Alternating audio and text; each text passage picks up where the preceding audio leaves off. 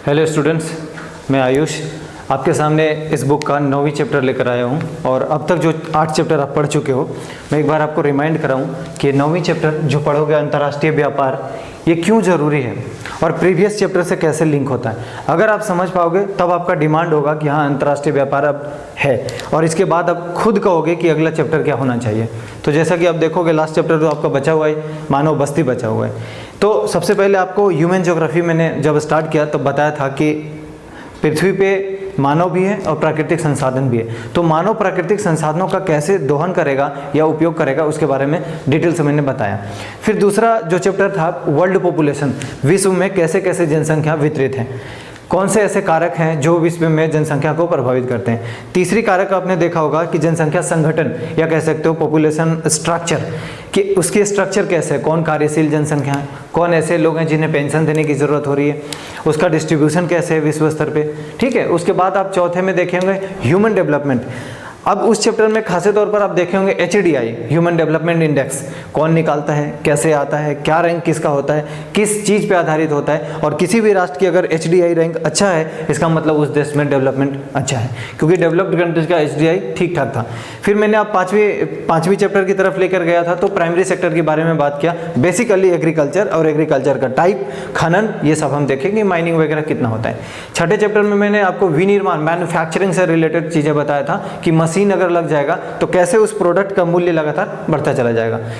छठी chapter, सातवीं chapter में मैं आपको बता रहा था ट्रांसपोर्ट और कम्युनिकेशन, नहीं टर्शियरी सॉरी तृतीयक। तो तृतीयक में आप देखे होंगे बेसिकली जो था ट्रांसपोर्ट और संचार से संबंधित, ज़्यादा डिटेल में नहीं। उसके बाद क्वार्टरनरी सेक्शन इसी में था और उसके बाद पंचम सेक्टर था।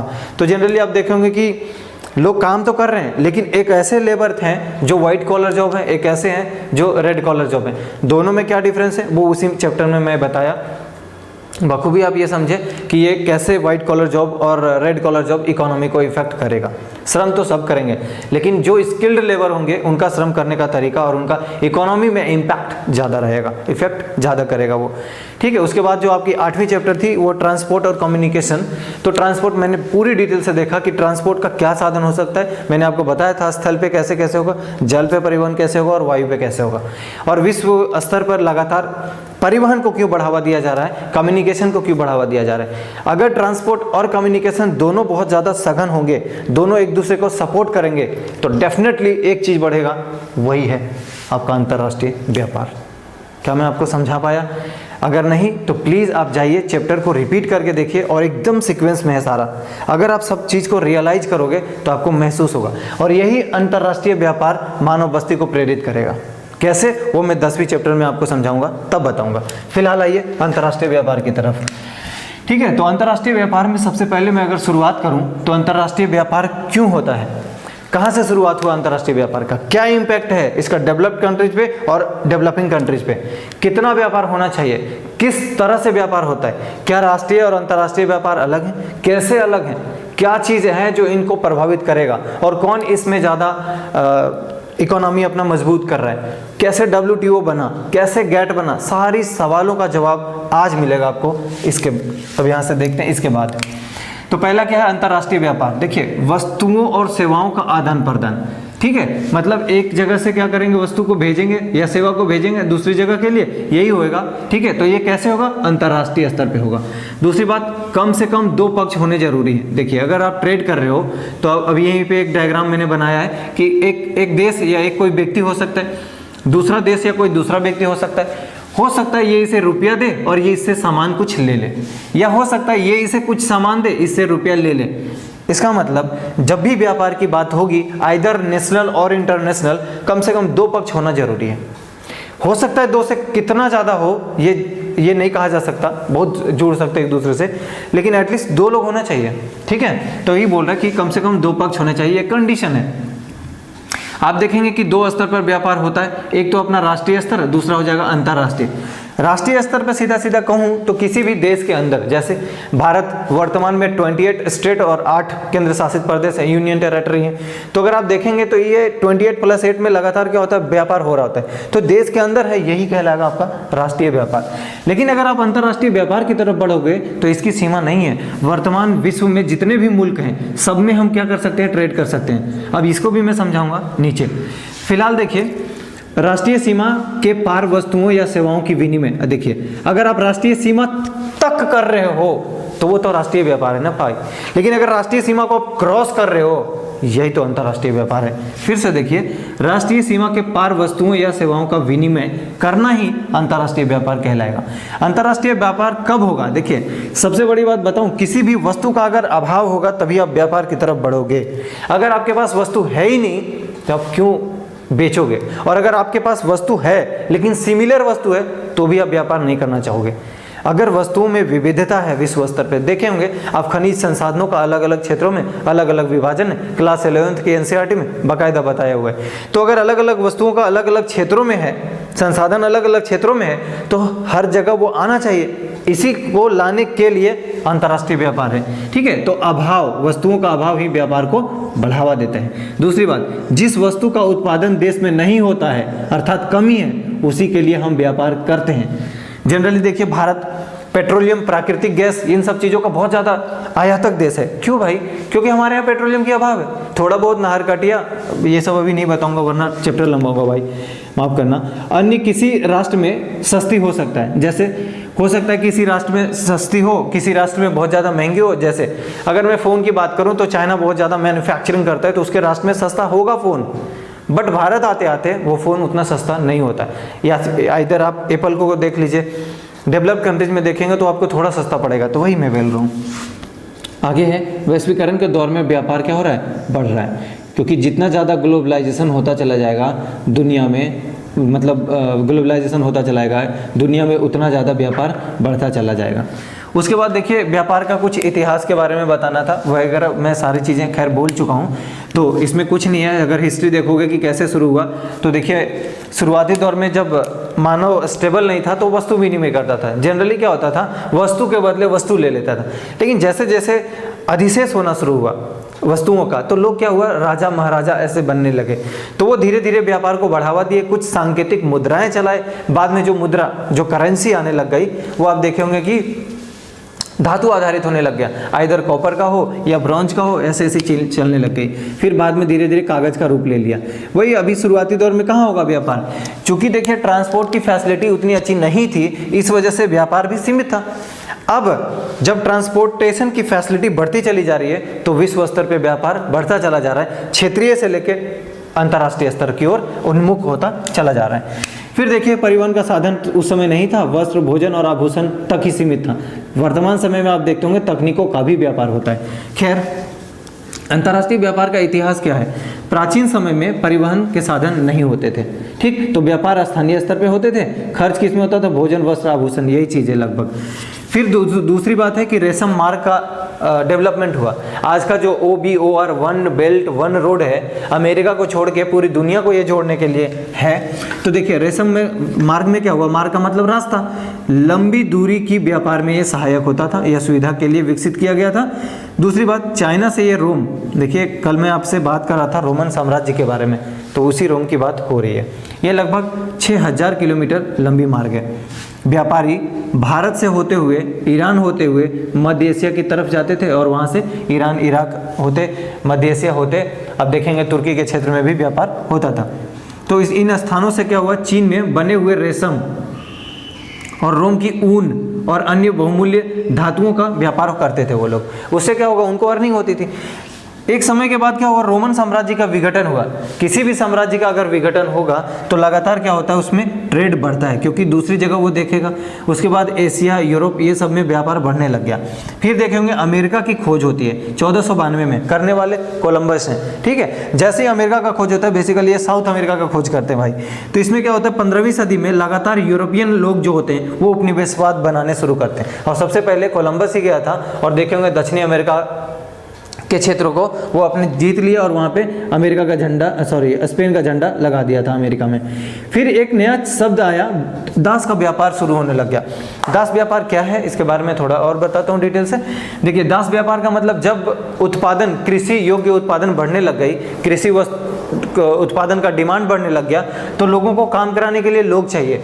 उन्होंने क्या किया, दास व्यापार शुरू किया। इसका मतलब क्या हुआ, जो पुर्तगाली, स्पेन, डच को वर्तमान में आप डेनमार्क कहते हो, ये और ब्रिटिश, इन लोगों ने क्या किया, अफ्रीकी मुल्क में जाकर वहाँ के निवासियों को बलपूर्वक पकड़कर लाता था और काम करवाता था।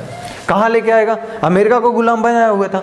अब यह सी बात है, अमेरिका के बागानी क्षेत्रों में कृषि कार्यों के लिए इनको इस्तेमाल कर रहे थे। ठीक है, आगे बोल रहे कि 200 से अधिक वर्षों तक इसको दास व्यापार चलता रहा। 200 से अधिक वर्षों तक, बहुत बड़ी बात है। ठीक है, अब देखिए 1792 तक चला डेनमार्क में, 1807 तक ब्रिटेन में, 1808 तक अमेरिका में। ये इतना इंपॉर्टेंट नहीं है, बहरहाल बस एक डेडलाइन के लिए आपको याद रहे। तो अब देखिए, औद्योगिक क्रांति मैं क्या बोला, 1850 के दशक में शुरू हुआ, इंग्लैंड में शुरू हुआ, आपकी जानकारी के लिए याद रखिएगा।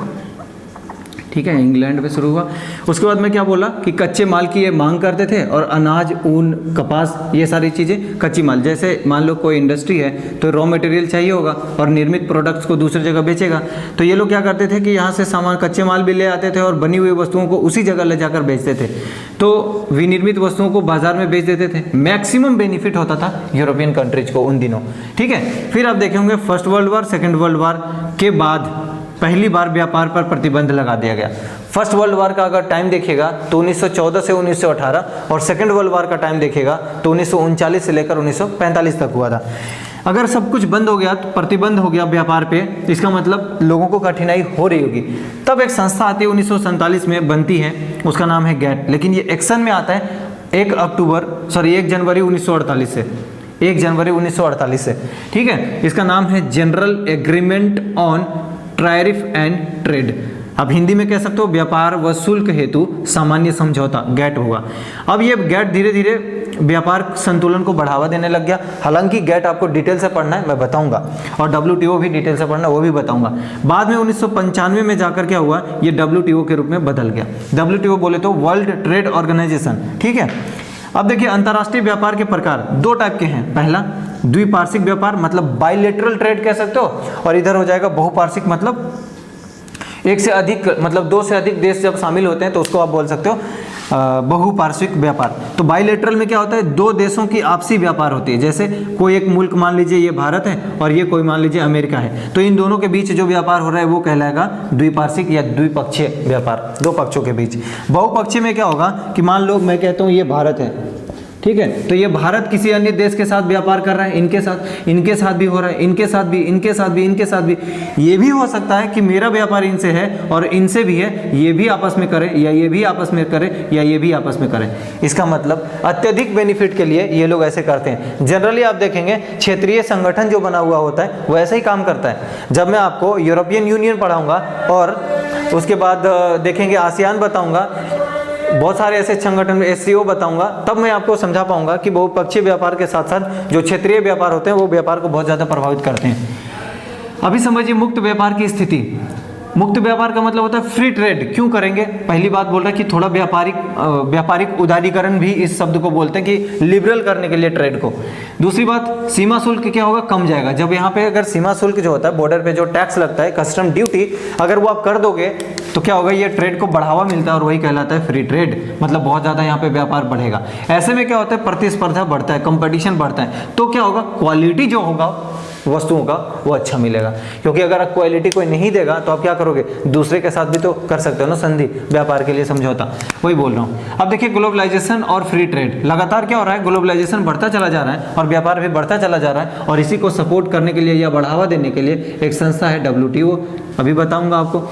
WTO में अगर देखेंगे जनरली दो टाइप के देश जिनके बीच संघर्ष रहता है। कौन कौन है, डेवलप्ड कंट्रीज होते हैं और डेवलपिंग कंट्रीज होते हैं। तो डेवलप्ड एक को किसी को समझिए, दूसरा अपने आप समझ पाएंगे। देखिए डेवलपिंग कंट्रीज को कुछ स्थिति व्यापार करने के लिए प्रतिकूल प्रतीत होती है। क्यों, क्योंकि डेवलप्ड कंट्रीज बहुत अच्छे अच्छे सामान बनाते हैं। ऐसे में क्या होगा, वो सामान को एक जगह से दूसरी जगह तो भेजते हैं, जब दूसरी मुल्क उसे खरीदेगा या लेगा तो क्या होगा, उसमें उसकी घरेलू जो उद्योग होती है उसकी गुणवत्ता उतनी अच्छी नहीं होती।